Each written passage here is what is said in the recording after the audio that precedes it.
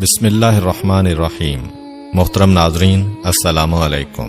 ایک یہودی کو رسول خدا صلی اللہ علیہ وآلہ وسلم سے چند دینار قرض واپس لینا تھا۔ ایک دن آپ راستے میں جا رہے تھے کہ وہ یہودی آپ کے پاس آیا اور اس نے کہا، جب تک آپ میرا قرض ادا نہیں کریں گے اس وقت تک میں آپ کو یہاں سے نہیں جانے دوں گا۔ نبی اکرم صلی اللہ علیہ وآلہ وسلم نے فرمایا، اس وقت ادائیگی کے لیے میرے پاس کچھ بھی نہیں ہے۔ یہودی نے کہا، جب تک آپ میرا قرض واپس نہیں دیں گے میں بھی آپ کو یہاں سے جانے نہیں دوں گا۔ آپ نے فرمایا، اگر یہ بات ہے تو میں تیرے ساتھ یہیں بیٹھ جاتا ہوں۔ یہ کہہ کر آپ اس کے ساتھ بیٹھ گئے۔ جیسے جیسے وقت گزرتا گیا آپ کے صحابہ وہاں جمع ہوتے گئے۔ جب انہوں نے یہودی کی یہ جسارت دیکھی تو انہوں نے اس کو سزا دینے کا ارادہ کیا۔ آپ نے انہیں ہر طرح کی تادیبی کارروائی سے روک دیا اور فرمایا کہ تم دور چلے جاؤ۔ حکم رسول کے تحت صحابہ دور چلے گئے۔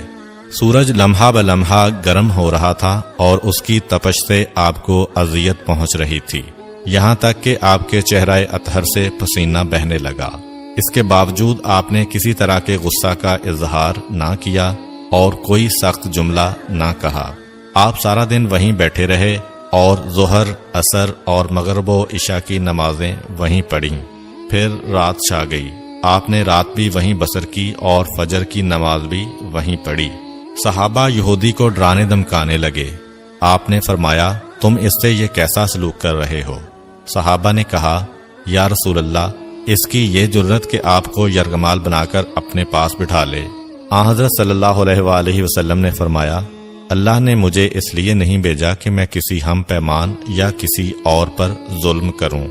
جب دن چڑھا تو یہودی نے کلمہ اسلام پڑھتے ہوئے کہا، اشہد ان لا الہ الا اللہ و اشہد ان محمدن عبدہ و رسولہ۔ میں اپنی دولت کا ایک حصہ راہ خدا میں دیتا ہوں۔ میں نے آپ کو اس لیے نہیں روکا تھا کہ میں آپ کی توہین کروں۔ اس ذریعے سے میں آپ کے پیمانہ صبر کو آزمانا چاہتا تھا، کیونکہ تورات میں نے آپ کی یہ صفت پڑھی ہے، محمد بن عبداللہ مکہ میں پیدا ہوگا اور طیبہ کی طرف ہجرت کرے گا۔ وہ تندخو اور سخت مزاج اور بیہودہ گوئی کرنے والا نہ ہوگا اور کوئی جھوٹی بات زبان سے نہیں کہے گا۔ اس طرح سے میں نے آپ کو یہاں رکھ کر اس بات کی تصدیق کی ہے کہ تورات نے بالکل سچ کہا تھا۔ رسول اکرم صلی اللہ علیہ وآلہ وسلم مبعوث برسالت ہونے کے 3 سال بعد تک خفیہ طور پر دعوت اسلام دیتے رہے۔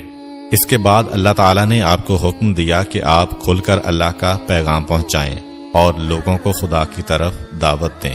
ایام حج شروع ہوئے تو پورے جزیرۃ العرب سے لوگ مکہ کی طرف آنا شروع ہوئے۔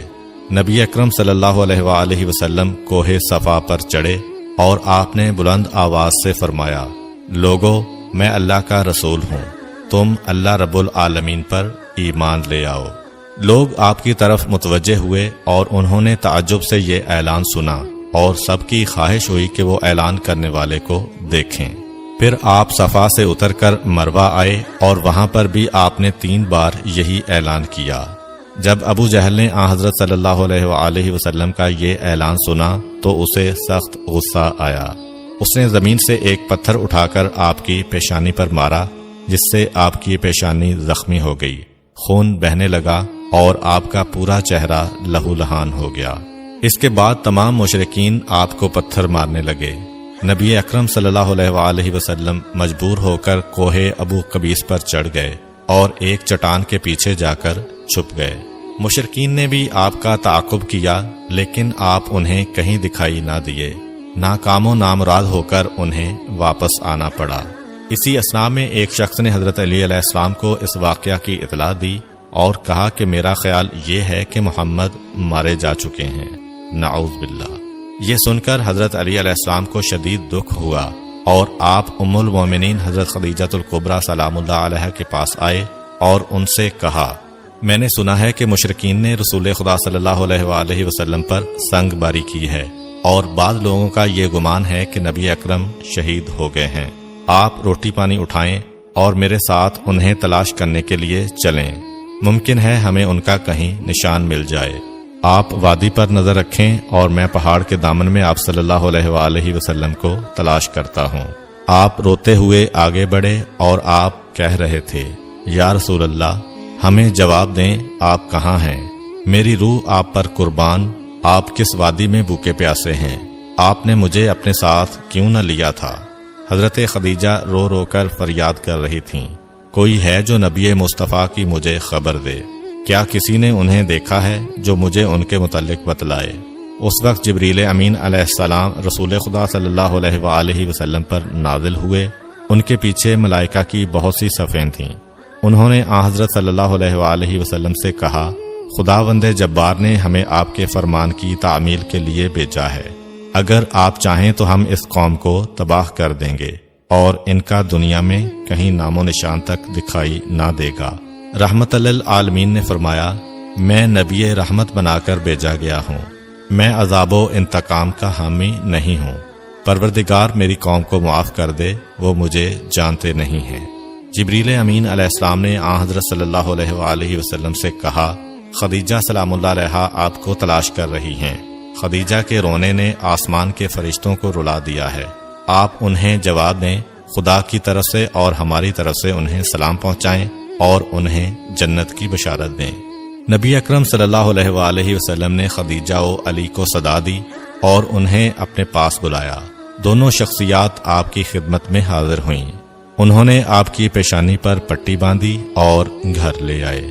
جب مشرکین کو معلوم ہوا کہ نبی اکرم صلی اللہ علیہ وآلہ وسلم اپنے گھر آ چکے ہیں تو انہوں نے گھر کا محاصرہ کر لیا اور سنگ باری شروع کر دی۔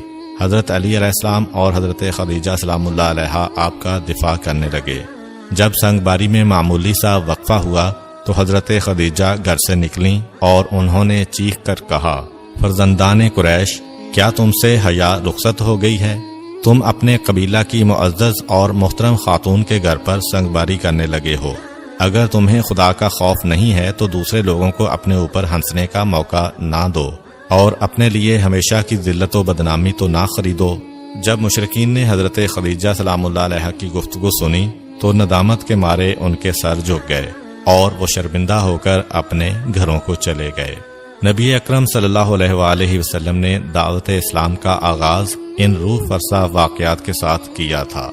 آپ پر کروڑوں سلام ہوں۔ آپ نے لوگوں کو گمراہی و ضلالت سے بچانے کے لیے قدم قدم پر تکالیف اٹھائیں اور صدمے برداشت کیے۔ امید کرتا ہوں کہ آپ کو آج کی ویڈیو اچھی لگی ہوگی۔ اگر آپ کو ہماری ویڈیو اچھی لگی ہے تو ویڈیو کو لائک کریں اور مزید اس طرح کی ویڈیوز دیکھنے کے لیے ہمارا چینل سبسکرائب کر لیں۔ ملتے ہیں نیکسٹ ویڈیو میں، اجازت دیجیے، اللہ حافظ۔